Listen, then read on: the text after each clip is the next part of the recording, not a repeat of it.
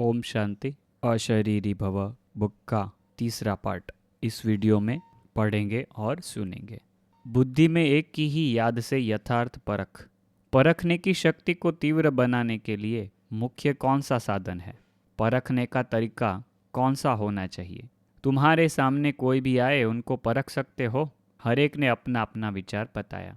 सभी का रहस्य तो एक ही है, अव्यक्त स्थिति व याद व आत्मिक स्थिति की बात तो वही है, लेकिन आत्मिक स्थिति के साथ साथ यथार्थ रूप से वही परख सकता है जिनकी बुद्धि में ज़्यादा व्यर्थ संकल्प नहीं चलते होंगे। उनकी बुद्धि एक के ही याद में, एक के ही कार्य में और एक रस स्थिति में होगी। वह दूसरे को जल्दी परख सकते हैं। जितना बुद्धि की सफाई होगी उतना ही योग युक्त अवस्था में रह सकते हैं। जितना बुद्धि की सफाई होगी उतना ही योग युक्त अवस्था में रह सकेंगे। यह व्यर्थ संकल्प और विकल्प जो चलते हैं वह अव्यक्त स्थिति होने में विघ्न हैं। ठीक है, बहुत इंपॉर्टेंट बात। व्यर्थ संकल्प के बारे में बार बार बाबा बताते हैं मुरलियों में। व्यर्थ संकल्प और विकल्प जो चलते हैं वह अव्यक्त स्थिति होने में विघ्न हैं। बार बार इस शरीर के आकर्षण में आ जाते हैं, उसका मूल कारण है कि बुद्धि की सफाई नहीं है। यहाँ पर बुद्धि की सफाई के बारे में भी पॉइंट्स आ रही है। बुद्धि की सफाई अर्थात बुद्धि को जो महामंत्र मिला हुआ है उसमें बुद्धि मगन रहे। यहाँ से जब जाओ तो ऐसे ही समझकर जाना कि हम इस शरीर में अवतरित हुए हैं ईश्वरीय सेवा के लिए। अगर यह स्मृति रखकर जाएंगे तो आपके हर चलन में अलौकिकता देखने में आएगी। यहाँ से जब जाओ तो क्या समझ कर जाना है कि हम इस शरीर में अवतरित हुए हैं ईश्वरीय सेवा के लिए। तो बाबा उसकी रिजल्ट बताते हैं कि अगर यह स्मृति रख कर जाएंगे तो आपके हर चलन में अलौकिकता देखने में आएगी। ऐसे ही समझ कर चलना कि निमित्त मात्र इस शरीर को लोन लेकर ईश्वरीय कार्य के लिए थोड़े दिन के लिए अवतरित हुए हैं। ठीक है, शिव बाबा खुद का जो पार्ट है वैसा ही पार्ट हमारा बनाना चाहते हैं। शिव बाबा भी कहते हैं कि मैं भी लोन लेकर आता हूँ थोड़े टाइम के लिए, विश्व के कल्याण के लिए। तो बाबा कहते हैं ऐसे ही समझकर चलना कि हम निमित्त मात्र इस शरीर को लोन लेकर ईश्वरीय कार्य के लिए थोड़े दिन के लिए अवतरित हुए हैं और कार्य समाप्त करके फिर चले जाएंगे। शिव बाबा भी यही करते हैं, कार्य करके फिर चले जाते हैं। यह स्मृति लक्ष्य रख करके ऐसी स्थिति बनाकर फिर चलना। ठीक है, ऐसे ही अगर आप सभी भी मस्तक के मणि को ही देखते रहो तो फिर यह दृष्टि और वृत्ति शुद्ध सत्व प्रधान बन जाएगी। ठीक है, सबके मस्तक की मणि को ही देखना है।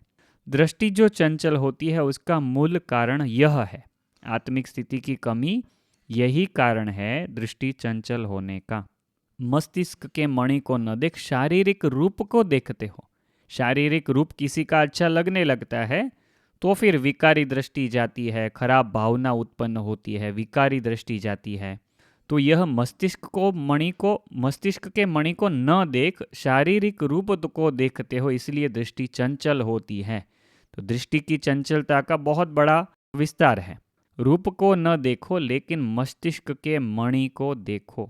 जब रूप को देखते हो तो ऐसे ही समझो कि सांप को देखते हो, सांप को देख रहे हो।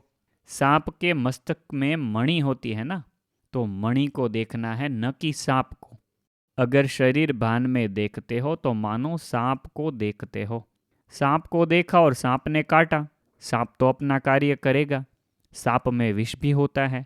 बाप दादा के सामने तो बहुत प्रतिज्ञाएं की है, लेकिन आज अपने आप से प्रतिज्ञा करो कि अब से लेकर सिवाय मणि के और कुछ नहीं देखेंगे और खुद ही माला के मणि बन करके सारी सृष्टि के बीच चमकेंगे। प्रतिज्ञा वापस दोहराते हैं कि अब से लेकर सिवाय मणि के और कुछ नहीं देखेंगे और खुद ही माला के मणि बन करके सारी सृष्टि के बीच चमकेंगे। जब खुद मणि बनेंगे तब चमकेंगे। अगर मणि नहीं बनेंगे तो चमक नहीं सकेंगे। अगर मणि नहीं बनेंगे तो चमकेंगे नहीं दुनिया में।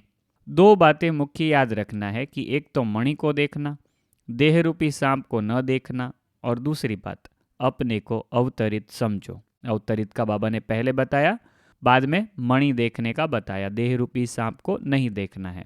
दूसरी बात अपने को अवतरित समझो। इस शरीर में अवतरित होकर कार्य करना है। यह जरूर प्रैक्टिस करो। 1 सेकेंड में आवाज में, 1 सेकेंड में फिर आवाज से परे, 1 सेकेंड में सर्विस के लिए संकल्प में आए और 1 सेकेंड में संकल्प से परे स्वरूप में स्थित हो जाएं। इस ड्रिल की बहुत आवश्यकता है। ऐसे नहीं कि शारीरिक भान से निकल ही न सके। 1 सेकेंड में कार्य प्रति शारीरिक भान में आए, फिर 1 सेकेंड में अशरीरी हो जाएं। जिसकी यह ड्रिल पक्की होगी वही सभी परिस्थितियों का सामना कर सकते हैं। बहुत इंपॉर्टेंट, जिसकी यह ड्रिल पक्की होगी। कौन सी ड्रिल? 1 सेकेंड में कार्य प्रति शारीरिक भान में आए और 1 सेकेंड में अशरीरी हो जाएं। जिसकी यह ड्रिल पक्की होगी वह सभी परिस्थितियों का सामना कर सकते हैं। जैसे शारीरिक ड्रिल सुबह को कराई जाती है, वैसे यह अव्यक्त ड्रिल भी अमृत वेले विशेष रूप से करना है। करना तो सारा दिन ही है, लेकिन विशेष प्रैक्टिस करने का समय अमृत वेले है। जब देखो बुद्धि बहुत बिजी है तो उसी समय यह प्रैक्टिस करो।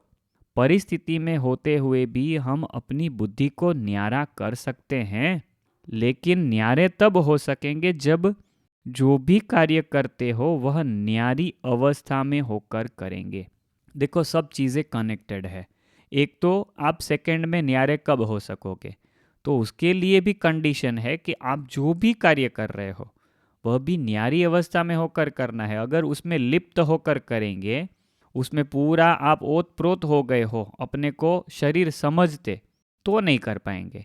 तो न्यारा भी होकर करना है। अगर उस कार्य में अटैचमेंट होगी, कोई भी कार्य कर रहे हैं उसमें अगर अटैचमेंट होगी तो फिर 1 सेकेंड में डिटैच नहीं होंगे। इसलिए यह प्रैक्टिस करो, कैसी भी परिस्थिति हो। लेकिन न्यारे तब हो सकेंगे जब जो भी कार्य करते हो वह न्यारी अवस्था में होकर करेंगे।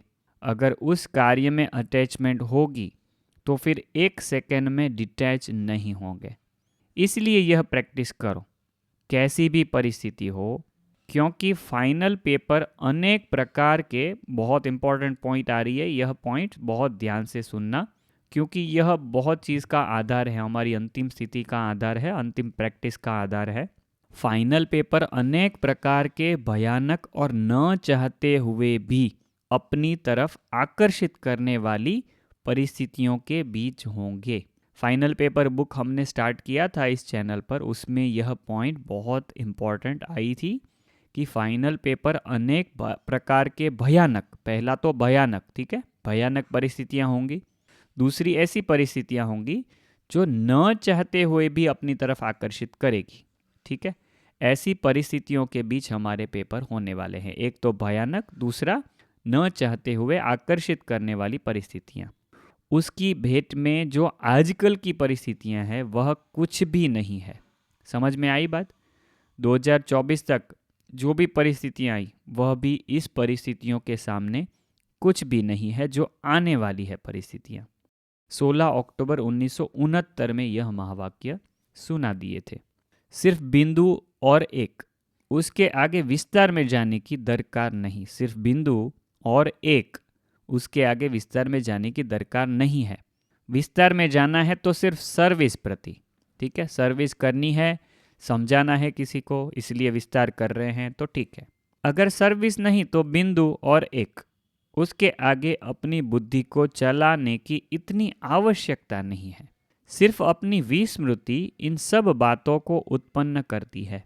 चाहे पिछले संस्कार, चाहे पिछले कर्म बंधन, चाहे वर्तमान की भूलें, जो भी कुछ होता है उनका मूल कारण अपनी विस्मृति है। अपनी विस्मृति के कारण यह सभी व्यर्थ बातें सहज को मुश्किल बना देती है। स्मृति रहने से क्या होगा? जो लक्ष्य रख करके आए हो, स्मृति संपूर्ण, विस्मृति असंपूर्ण। जो लक्ष्य रख करके आए हो, स्मृति संपूर्ण, विस्मृति असंपूर्ण।